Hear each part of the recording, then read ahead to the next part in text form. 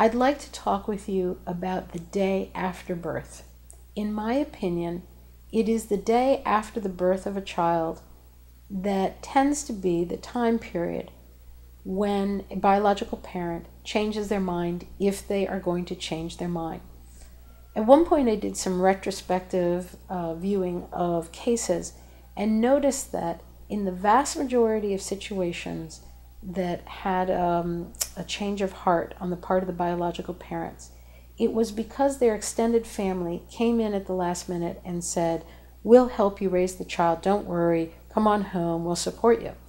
And very often that's true, and very often that's true but for a limited period of time. And we sometimes have gotten calls from biological parents saying, "Wow, I wish I hadn't trusted that they were going to help me," because they did, but only for 3 months, and now I'm in the same position that I was hoping to avoid.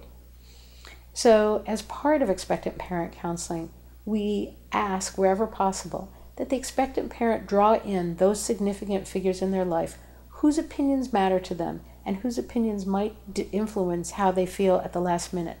We want to lift the bottom on any sort of crisis or tumult by encouraging them to invite their family, or, in one case I remember the woman said that her employer was very much like a second mother to her, and so she invited her in to talk with the agency personnel.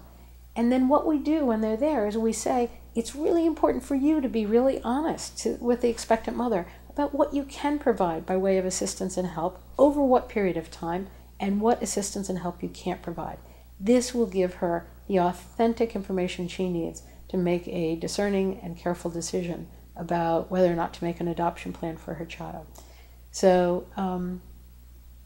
this is often a very helpful part of things, to include the extended family and friends, because then we hope to avoid a last-minute crisis.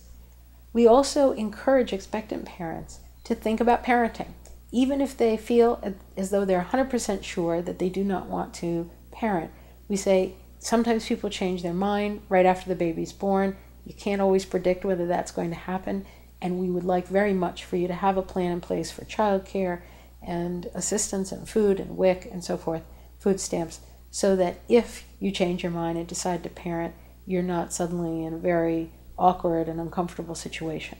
And so we ask folks to try it on for size, try on parenting, try on making an adoption plan, and hold both in their heart as they move forward and give birth, and then afterwards they will find out how they feel and which decision they want to land on.